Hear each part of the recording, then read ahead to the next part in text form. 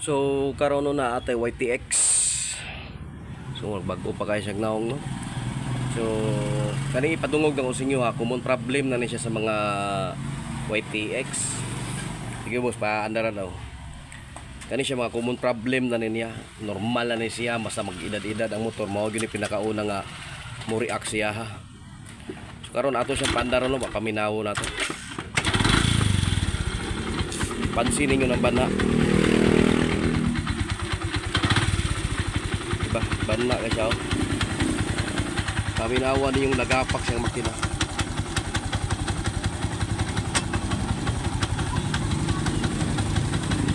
So pansinin niyo no.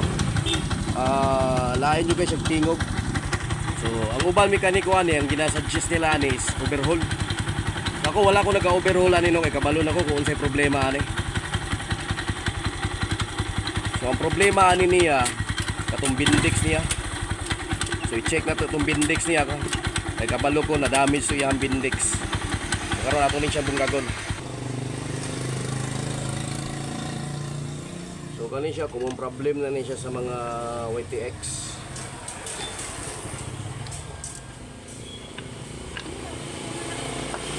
Tanggalon na to niya flywheel.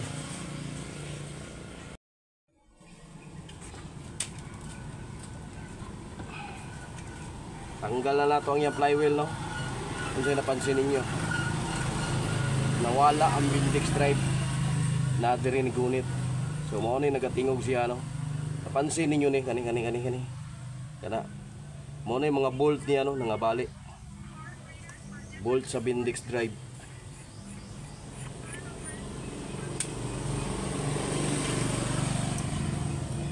Nara. Balik na siya. Mora to. Antong nakuan siya. Bali yung bindix drive no. Ang iyaha mga bolt dara nangabilin. Unta humo kay ni pananggalon. Para di na ta makapa machine shop. Tanggalon sa nato.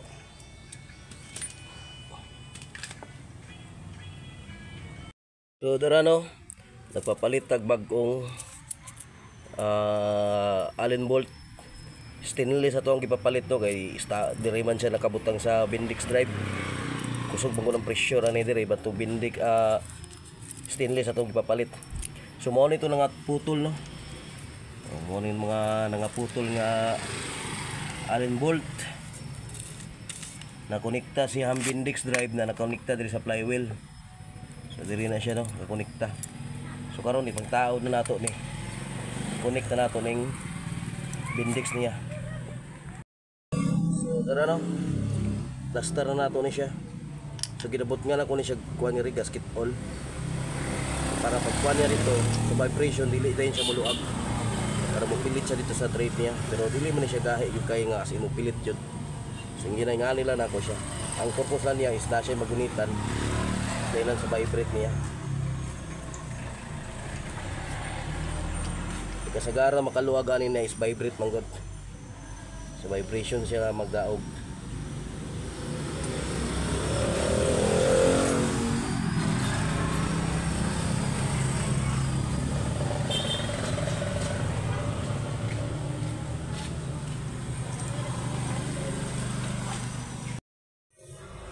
So dara na taod na nato ang iyahang bindix drive. So gahi na siya. Nataod na puto na to ang iyahang mga roller niya. So siguraduho na to ang pagtaod na to dire dili mo labaw ang ulo sa alin na to no. Okay, mabangga ni siya dire. Kailangan pantay sila dire. Kung dili pud sa pikas kailangan dili pud siya kagawas dire sa bangag. Kay mo gawas siya maigo atong stator. So karon ipansak na nato ni siya. Sudah kita na to ni yang structure gear.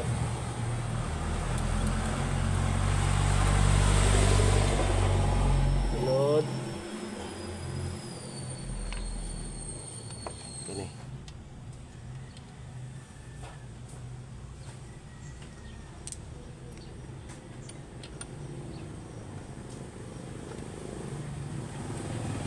So, kaning flywheel dala yang bindix. Ingani dapat ang bindix niya, hindi wala ni siya nakatanggal dahil kung matanggal ni siya pareha sa tunay tabo ato maglagapak ang yang makina.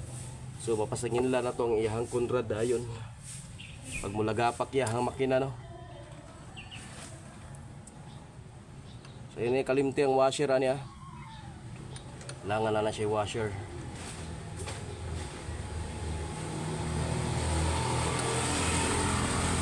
Tao na to na eh.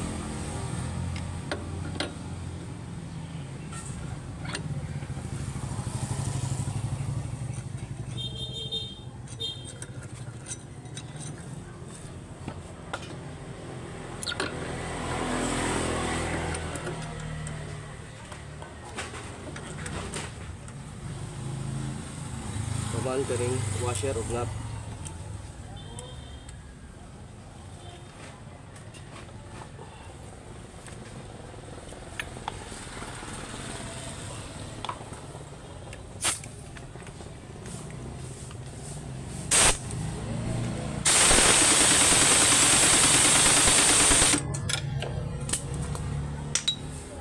So balik na itong taklob niya no.